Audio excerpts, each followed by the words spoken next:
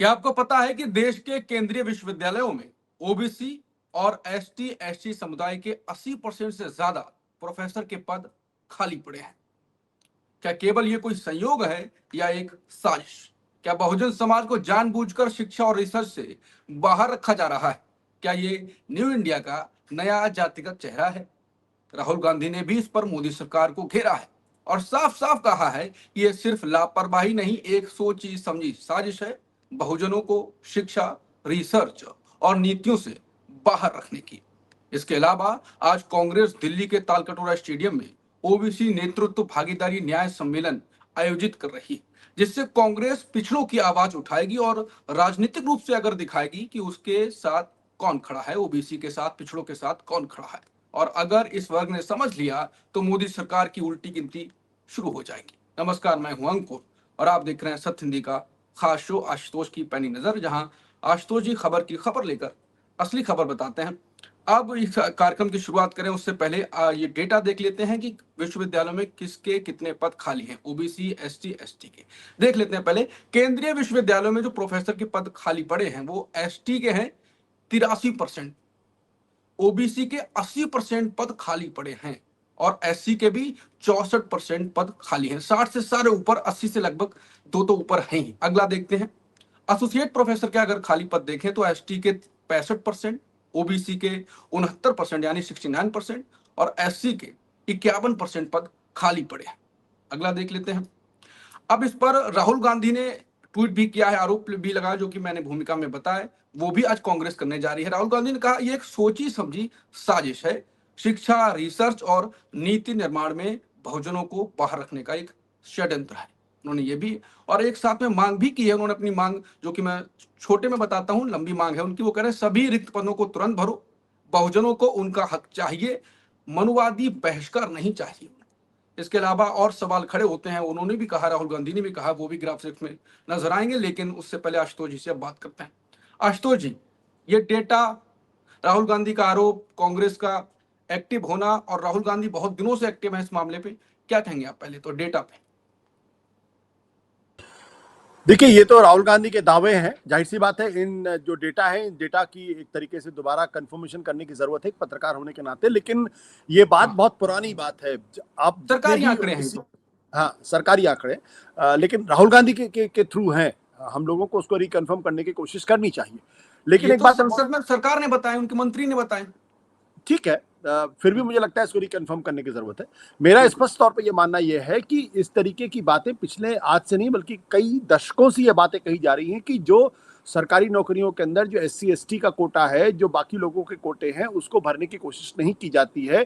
साथ ही साथ विद्यालयों के अंदर तो खास तौर पर इनको भरने की कोशिश नहीं की जाती है। वहाँ एक खास तबके के लोगों को, खास जाति के लोगों को ही प्रमुखता दी जाती है और बाकी के नामों के आगे कह दिया जाता है candidate found not suitable, found not suitable. Found not suitable मानी एफएनएस। और आपको अच्छी तरीके से ध्यान होगा कि जब उत्तर प्रदेश की योगी आदित्यनाथ की सरकार थी, उस वक्त एनडीए में शामिल अनुप्रिया पटेल ने एक चिट्ठी लिखकर कहा था कि आपके यहाँ जितनी भर्तियां हो रही हैं, उन भर्तियों में एनएफएस की संख्या ज्यादा है।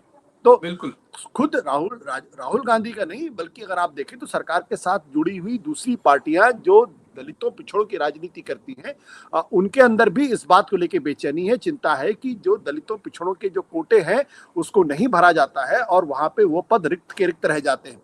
किसी भी विश्वविद्यालय के अंदर आज की तारीख में अगर आप चले जाएंगे, वहां आप सिर्फ रैंडमली अगर आप चेक करने की कोशिश करेंगे तो आपको ये पता चल जाएगा कि प्रोफेसर्स की लिस्ट में, एसोसिएट प्रोफेसर की लिस्ट में, असिस्टेंट प्रोफेसर की लिस्ट में वहां पे बड़े पैमाने पर ये पद न केवल रिक्त है, बल्कि वहां पर सिर्फ कुछ खास जातियों के लोगों का ही वर्चस्व है।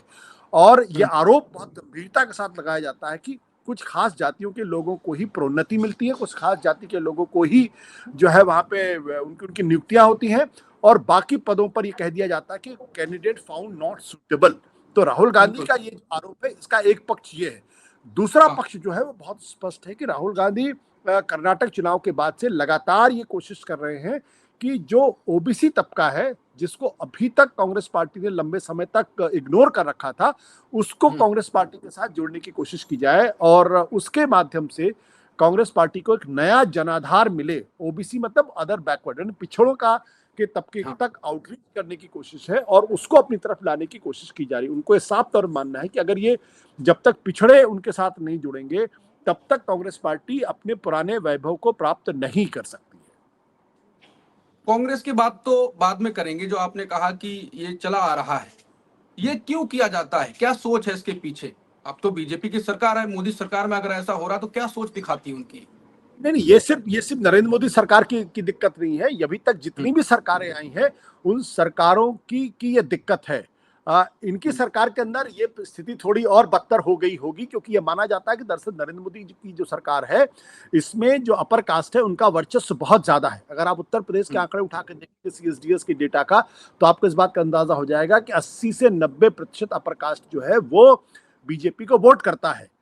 तो लेकिन यही तबका पहले भी जो सरकारों के अंदर बहुत प्रभावशाली था, वर्चस्ववादी था और उसका अपना एक उसकी अपनी एक सोच है। इसलिए आप देखते होंगे कि जब भी आरक्षण की बात होती है तो आरक्षण का विरोध किया जाता है और मेरिट का सवाल खड़ा कर दिया जाता है। आपके सामने तर्क दिया जाता है कि क्या आप सेना के अंदर ऐसे लोगों की भर्ती करेंगे जिनको लड़ने नहीं आता?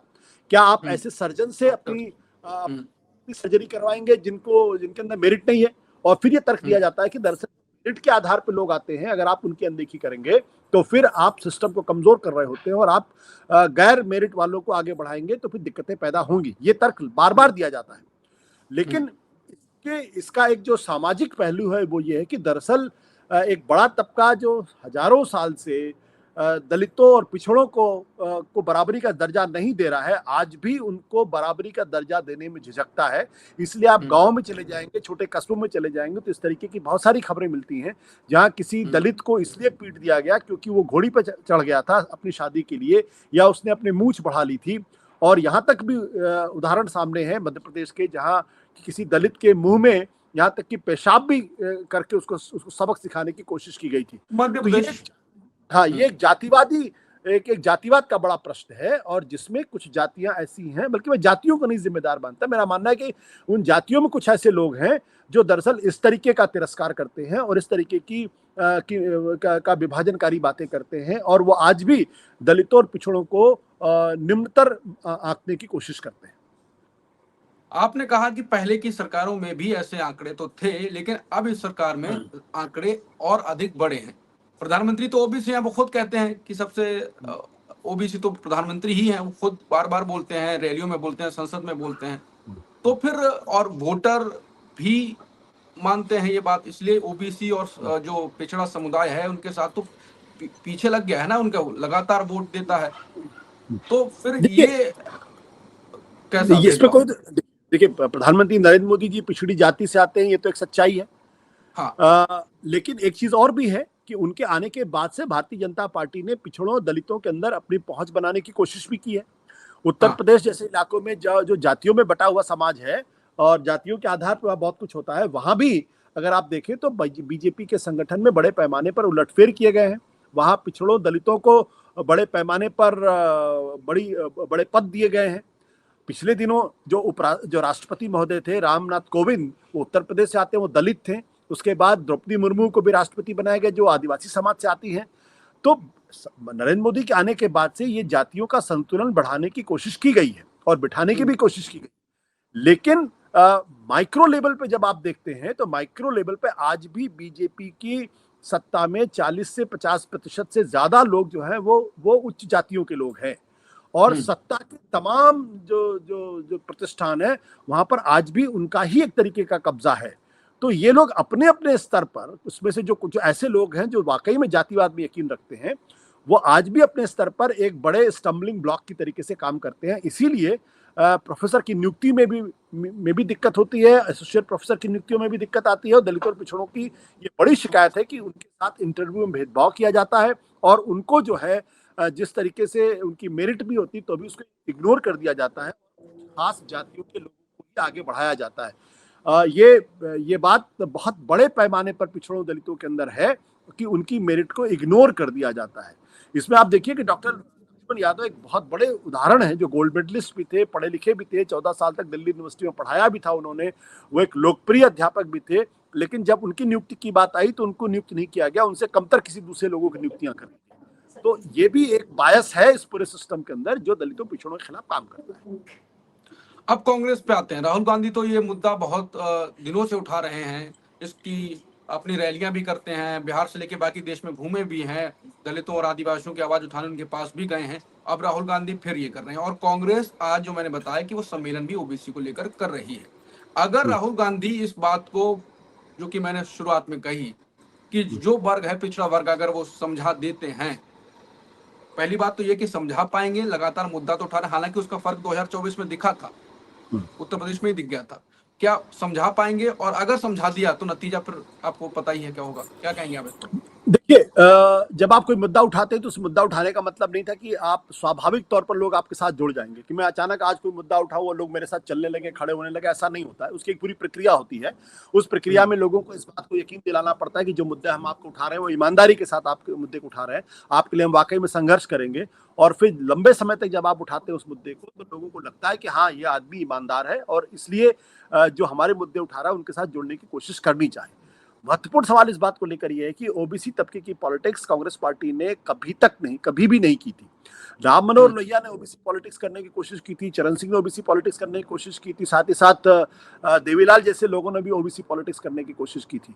लेकिन कांग्रेस पार्टी ने मंडल कमीशन जो आया था उसको लागू नहीं किया था, क्योंकि उनके मन में कई कई तरीके की शंकाएं थी और जो उच्च जातियां हैं उनका दबाव भी उनके ऊपर था, क्योंकि इनको नहीं लागू करना चाहिए, क्योंकि अगर आप लागू करेंगे तो सरकारी नौकरियों में 27% हिस्सा जो है उनसे कट जाएगा। और ये बड़ा कारण था जिसकी वजह से उत्तर प्रदेश, बिहार जैसे इलाकों में जहां जातिवाद बहुत प्रमुख है, वहां पर कांग्रेस पूरी तरीके से सिमट गई। अब कांग्रेस को ये लगता है कि अगर उसको उत्तर प्रदेश के अंदर या बिहार के अंदर या पूरे उत्तर भारत में अगर अपनी खोई हुई जमीन को वापस लेके आना है तो वो अपर कास्ट उनके साथ जुड़ने वाला नहीं है। जो बची हुई जातियां हैं, दलित और पिछड़े, उसका एक बड़ा तबका अगर उनकी तरफ आएगा तो केंद्र की राजनीति में एक बार फिर से प्रभावशाली होंगे। ये उस अंक गणित का हिसाब है जिसके हिसाब से राहुल गांधी लगातार कास्ट सेंसस की बात कर रहे हैं और संविधान बचाओ के माध्यम से तमाम अंबेडकरवादी दलितों को भी अपने साथ जोड़ने की कोशिश कर रहे हैं। भारत जोड़ो यात्रा के माध्यम से सेकुलरिज्म को अपने साथ खड़ा करने की कोशिश कर रहे हैं। यानी उनकी पूरी कोशिश ये है कि सेकुलरिज्म के माध्यम से अल्पसंख्यक तबका, संविधान बचाओ के माध्यम से दलितों को और कास्ट सेंसस के माध्यम से ओबीसी को, इन तीनों तबकों को अगर मिला दिया जाए तो ये आबादी तकरीबन पड़ती है 80 से 85%। अब वो 80 से 85% की पॉलिटिक्स कर रहे हैं। अगर इसका एक बड़ा तबका अगर कांग्रेस के साथ आके जुड़ता है तो फिर कांग्रेस आने वाले दिनों में एक मजबूत पार्टी के तौर पर उभर सकती है। लेकिन इस पर निर्भर करता है कि क्या ये सारे तबके जो जिसकी पॉलिटिक्स राहुल गांधी करने की कोशिश कर रहे हैं उन पर यकीन करता है या यकीन नहीं करता। अगर यकीन करने लगेगा तो फिर कांग्रेस के लिए रास्ता आसान होगा, अन्यथा मुश्किल होगा। और ऐसी चीजों में हमेशा वक्त लगता है। राम मंदिर का मुद्दा भारतीय जनता पार्टी तो लंबे समय से उठा रही थी, लेकिन उसको 2014 की स्थिति में पहुंचने में बहुत वक्त लगा।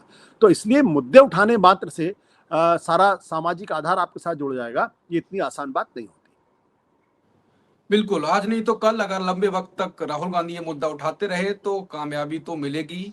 धीरे धीरे बहुत दिनों से उठा भी रहे हैं और अभी तो और खुल के उठाने लगे हैं, और कई मुद्दों पर बीजेपी यू टर्न भी ले चुकी है, क्योंकि राहुल गांधी जिस प्रकार से उठाते हैं। बात केवल विश्वविद्यालयों की नहीं है कि पिछड़ा वर्ग नहीं है, मीडिया में भी पिछड़ा वर्ग नहीं है। 90% बड़े पदों पर सब उच्च जाति के लोग हैं। आशुतोष सर को पता ही आंकड़ा।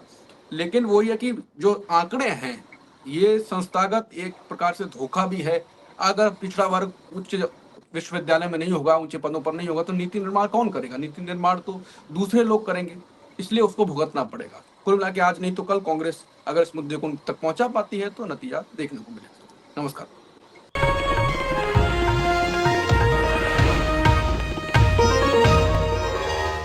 Copyright disclaimer under Section 107 of the Copyright Act 1976. Allowance is made for fair use for purposes such as criticism, comment, news reporting, scholarship, and research. Fair use is a use permitted by copyright statute that might otherwise be infringing.